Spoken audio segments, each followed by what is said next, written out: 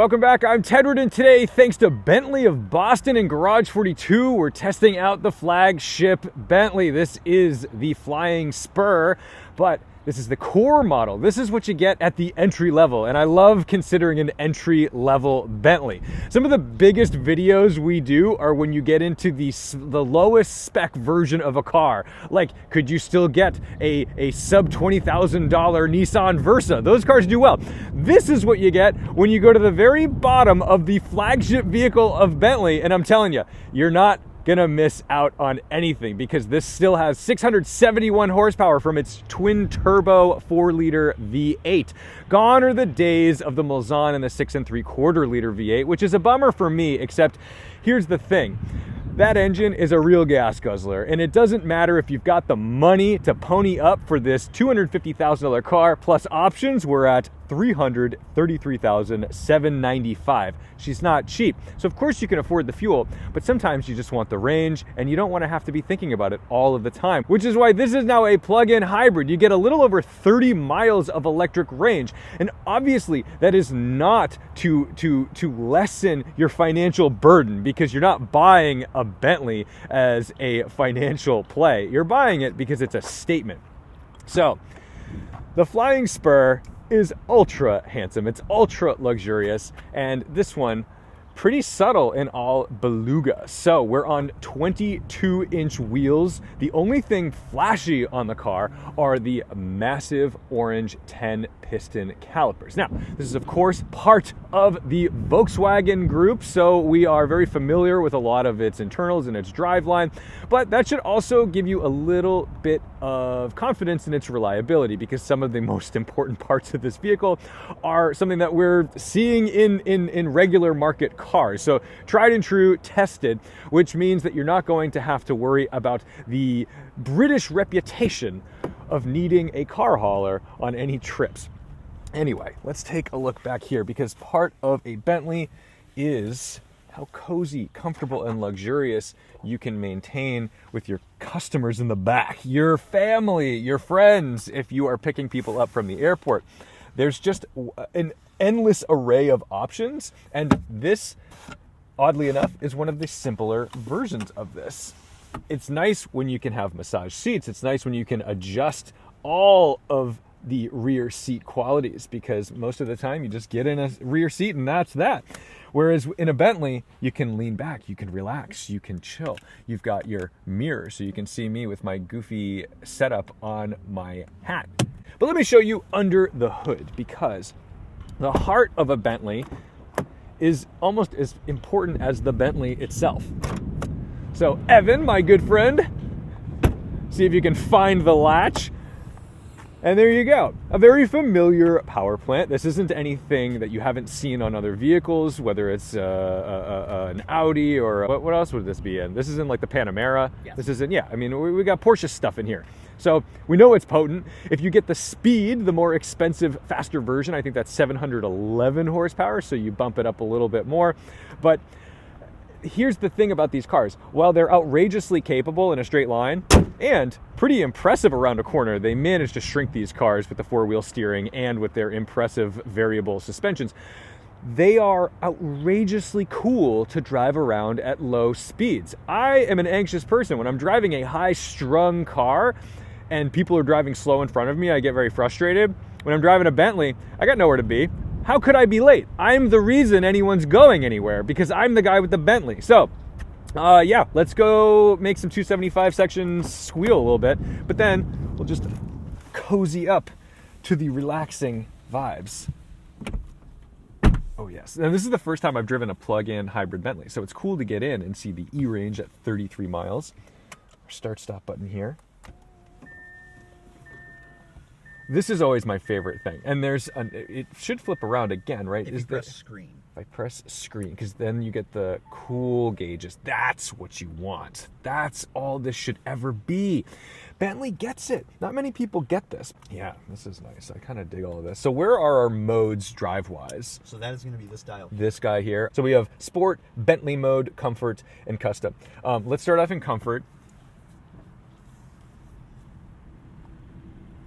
The last time I was in a Continental GT, comfort mode was so soft that it was almost unnerving. Like, there was so much play in the suspension that I was squidgy. Yeah, squidgy. Squidgy is a very British way to describe that. All right. But we're immediately going to go into sport mode because we're going to give it a little romp. And wide open.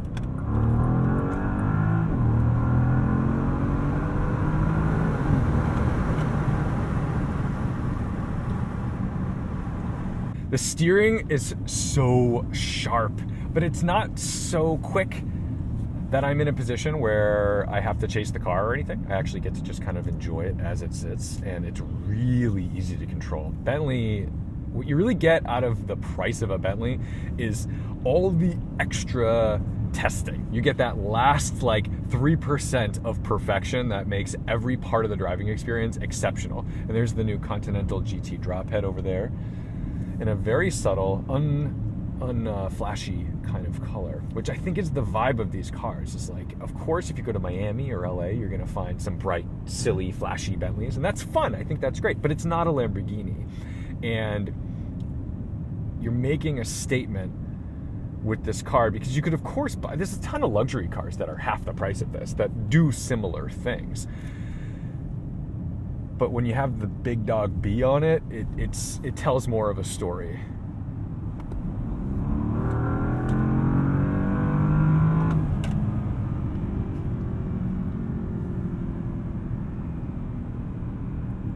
Yeah, the electrification of this just amps up the smoothness of the power delivery.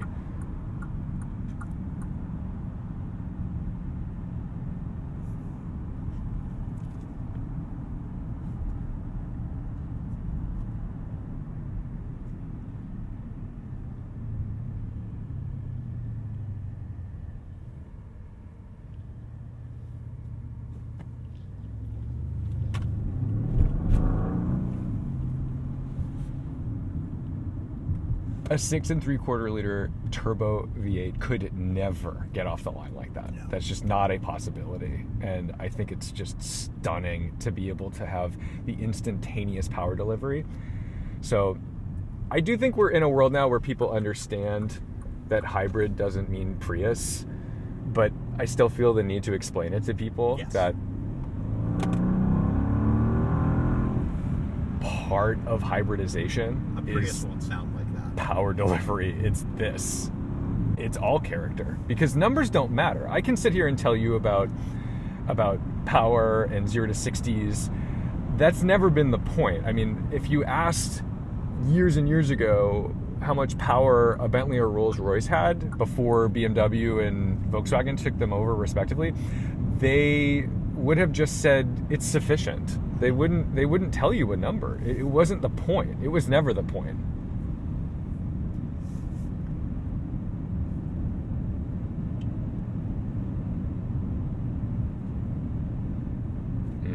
All right, now we'll go comfort, EV drive. Yeah, I don't really love driving these in comfort mode because it is squidgy. I think it's fine when you're driving really slowly, but when you're needing to make any kind of actual moves, it feels imperative to throw it into the sport mode or have your own customizable B mode or something.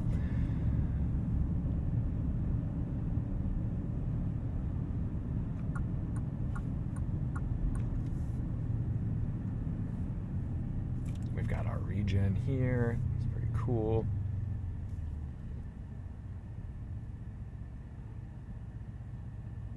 Yeah, the orange deviated stitching is really, I already messed up. I should have been doing this whole thing with these gauges, because that's so cool. It's all the little things. It's the way the buttons feel. It has buttons. Not everything does these days. We've got our little clock here, and I think we'll find out as we turn, but I'm pretty sure the needle doesn't move. I think it's just the surrounding background that changes with the compass. I believe you're correct. Which I really, really like. I'm a sucker for stuff like that.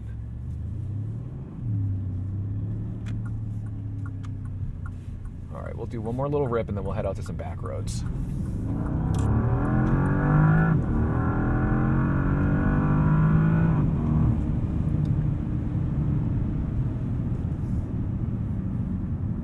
think what's most impressive about it is just the shifts, the power delivery. There's almost no interruption.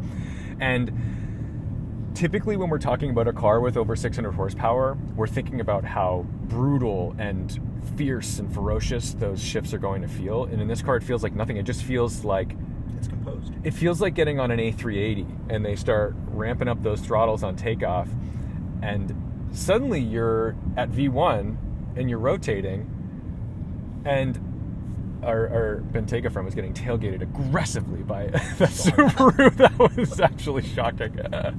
Like, leave him alone, man.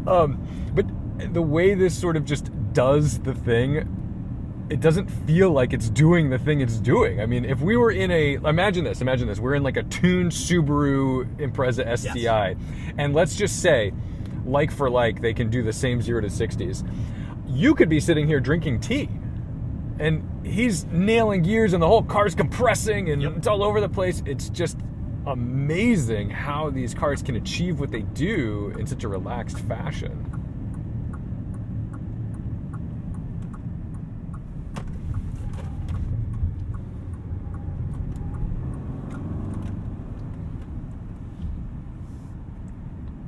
Just a hint of tire squeal. It's a heavy car, so we can understand that. We'll be gentlemen past the Rocketry Club, I suppose. I see fire extinguishers and a lot of cool dudes.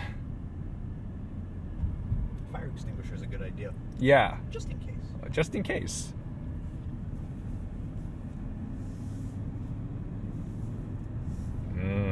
All right. Let's go to comfort mode. See how it drives an EV. It's funny, we were just together doing the Temerario. Yep. And we were doing the exact same thing in that car. It's funny how this technology has just kind of migrated to everything. It makes so much more sense in this vehicle. But again, using the electrification technology allows us to meet emission standards and improve performance. So at the end of the day, it's allowing us to kind of keep the cars we loved.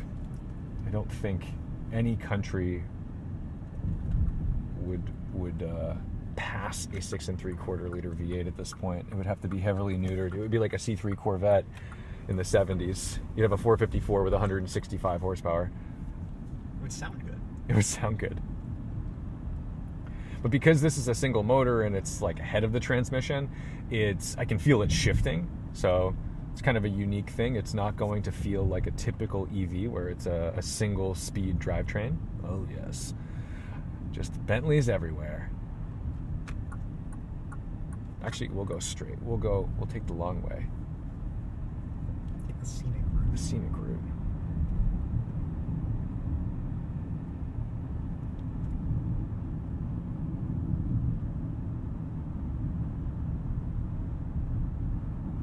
Yeah, Bentley was a major player in early automotive racing, and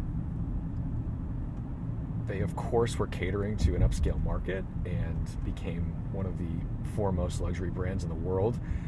But that performance side of Bentley never died. It never went away. And you can still feel that in these cars. And being part of Volkswagen Group gives them a pretty impressive toolbox. If you're thinking about Bentley in the 90s, 1998, right before Volkswagen scooped up the brand, Bentley sold globally 314 cars that year. That's really rough. And it's not a lot. I can't imagine having to keep up the appearances of exclusivity. I mean, obviously exclusivity, no one's buying them. But like wealth and opulence and all these things when you were probably running a skeleton crew, trying to keep these things moving. And it would be like, to me, that I get the imagery of like gray gardens. You're in like an old you're in an old like mansion, old money mansion, but like you can't pay for the heat, so it's very cold and dusty. The windows are broken, but like at that point, wealth is a personality, not a number. And then when you infuse Volkswagen money and the Phaeton is developed, we end up with the chassis that becomes the Continental GT and saves the brand. And then we get to use all the fun tools in that very wealthy toolbox that Volkswagen had to develop things and go a little further and develop things for different customers. So while, yes, you can 100% attribute this drivetrain and certain features of it to other vehicles that are much, much cheaper when we're looking at, Porsche Panamera or something, there is a very different feel. And despite sharing an engine, you are not going to back-to-back drive the Porsche and this and feel like they're the same. I like it. It's like, are you sure you want to be this close to that guy? Check his insurance policy. We are both hybrids. We are as efficient, if not more, than that, because that's not a plug-in. You might be onto something here. I'm telling you. That's the thing. No one can big dog you in this car because it's faster than everybody. It's more efficient than pretty much everybody. So the old argument was like, oh, you're driving this big wasteful thing. Well, now they can't even say that. It's wasteful only on the price of entry, but not necessarily on the actual efficiency anymore. Because, a plug-in hybrid, you can look at the EPA numbers, and of course there's going to be a number. It's going to say it's this efficient or that efficient. But if you only drive, 35 miles a day, you are not using any fuel. Unless you choose to. Yep. That's great. And look at this. No info that you don't need. Yep. That's the coolest. It's the little thing. It's a big vehicle. It's not as big as a Mulsanne, but it's easy to maneuver, I think, partially because of that rear wheel steering. It just gives you that little edge. And it feels so sharp. I mean, that's what's wild about this, is how sharp a car this big and luxurious can be. It's always been the game of luxury cars, is figuring out how do you manage weight, how do you manage comfort and ride quality. Because if you want to make it sportier, you have to make it stiffer, and then you lose that luxurious feel. And that's where I feel like a lot of money goes, is just in tuning and figuring out how is this going to work. We're going to be like exceptional Bentley people, and we're going to let this fella go. Because A, I've got a stop sign that I'm going to have to wait out anyway. Oh, he's just doing a U-turn? I don't know. I thought I was being a good doobie. It was a waste. It's the thought that counts. I feel a little like Harry Metcalf or Jeremy Clarkson when we're driving cars like this around farms.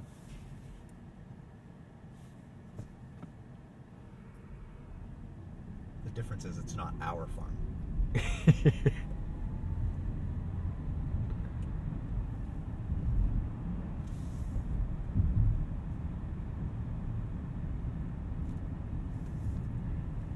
What's nice about these new cars, though, is that they're so intuitive. Like, you could hand the keys to literally anyone, and they will immediately feel pretty confident and comfortable. Whereas, even in the early 2000s, getting into an Azure or something, I don't know that I'd hand the keys to someone who wasn't adept at driving a car like that. There's a learning curve. There is. And even the Phantom, I remember driving like 2008 Phantoms and feeling a little terrified of where I am placing this vehicle, because it's just enormous. That chassis is massive. And with this, it is maybe almost to its detriment. It's just a car very quickly, but the ride quality is just exceptional. Back to sport mode. Oh, do you hear that thing light? It was like, there was like a pop. That sounded fantastic. It's almost like those Le Mans starts coming out of the pits. See, this is like kind of a crummy road, and it's just going to eat it up.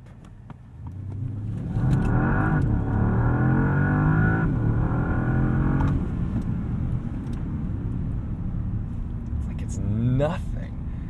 Do you feel it kind of squirming back there? Bit. Little tiny hint of wheel spin? Just the littlest amount.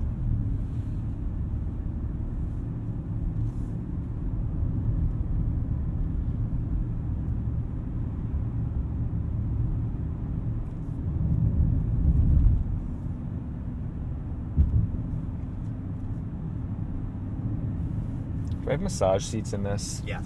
Where are they? It should Oh, I be just found it. Yep. Oh, that's the good stuff. That's how I know that I am not of this class, because I almost always forget to look for massage seats when I get into cars. And It's a must-have. it's a must-have. It's a good massage seat too. Massages are expensive. They are, but massage seats have evolved so much over the years. They used to just be like, it felt like just a little thing kind of going in and poking you. Some of them were simply a lumbar support inflating and deflating, Yep. and really were just uncomfortable and weird, and also kind of felt like you were just gonna like break the bladders of whatever that was. Right. Whereas now they're so intricate and interesting, and they actually do kind of keep your back alive. My back is actually a little sore right now, so I'm kind of glad we're doing a Bentley day and not a Lamborghini day. You're going to have a good day. I'm gonna have a good day. I don't have to get into like a carbon bucket.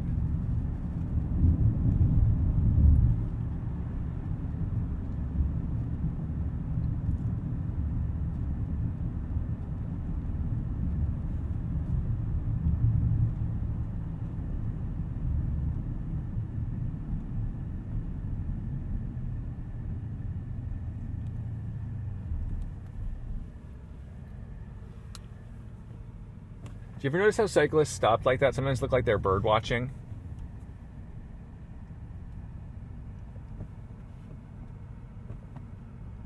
I think I've got the room to do this now safely.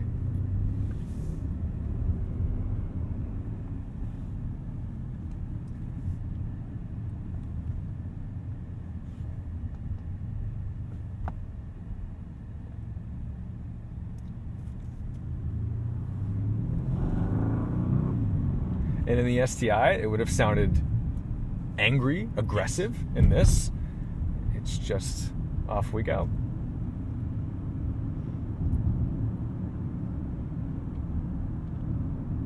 Not to mention the fact that everyone has gone to SUVs. And of course there's the Bentayga, but I'm glad that the flagship of Bentley is still a car. It's still four wheels, four doors, low slung, ridiculous chassis. I mean, look at this A-pillar. We could roll this like a dozen times. This is a Pikes Peak hill climb car because you don't even have to put safety equipment in it. That's for a different day's test drive. I actually can't believe they're not doing. Does Bentley do Pikes Peak? They should be if they're not. They have done it before. They should be doing it regularly now, because you've got twin turbos. Now it's electrified, so maybe you boost up that electrification system so that way altitude doesn't matter as much, and then you just go hustle your like, and do it with not a stripper spec. Like, don't worry about a record, just do it. Get out there in a car like this, basically just put the bare minimum that's needed for safety equipment. Bring it and run it. And run it. I think that's kind of the coolest thing about Bentleys. They still have that old school 60s like rung what you brung kind of vibe to it. Like, you could 100% just take this to a drag strip, and you'd be like, oh, I had a lovely time and I beat everybody. With air conditioning and massage seats. And you could also go do a lap or two at a racetrack. It would hold its own. It would hold its own. You'd spend the money on tires and brakes, but it would do it. You could option carbon ceramics.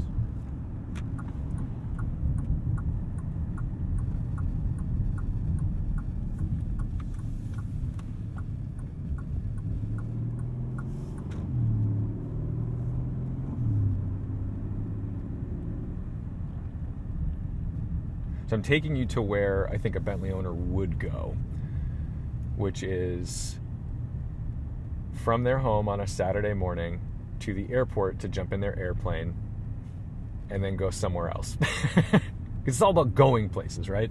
It's all about getting somewhere that you're not currently at. I came to this airport for a car show one time. It's a great place for a car show.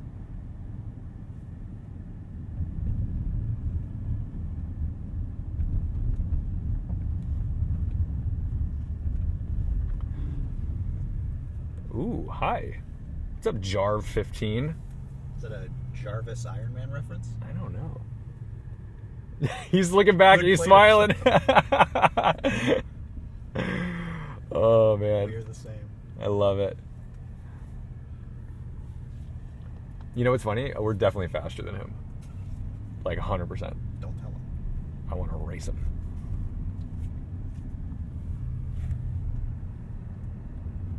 That guy looked like every guy I've ever seen in a best motoring Toge challenge video, just smoking a cigarette next to his car. Absolutely. He's like, I've just put every dollar, I've ruined my marriage, my kids don't talk to me, and my only friends are my employees to make this S2000 beat that S2000.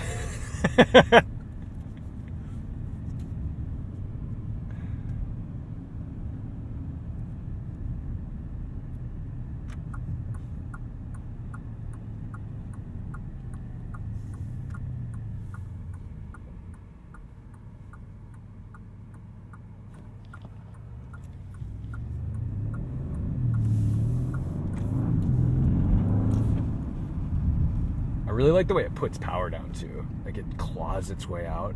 Well, let's roll back into garage 42. I'm not going to pass this guy because I'm going to take him out if I take a right in front of him. So we can just be patient. That's good reason. Yeah. Ooh, it's a party here. All right. Thanks to Bentley Boston for bringing some cars out today. Thanks to Garage 42 for hosting such a cool event. And thank you guys so much for watching, liking, commenting, and subscribing. Don't forget to respect the drive, and I will see you in the next one.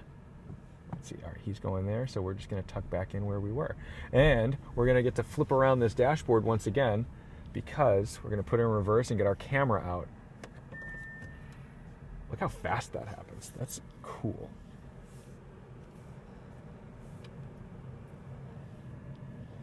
I like the backup cameras in these too. Yeah, it kind of shows everything really close, but like it's, you know, and I've got a great top-down view. Once you get used to the lines and how they behave when you cut the wheel, Yeah. it's so good. That's pretty nice. All Makes me right. wish every car had that. Lovely.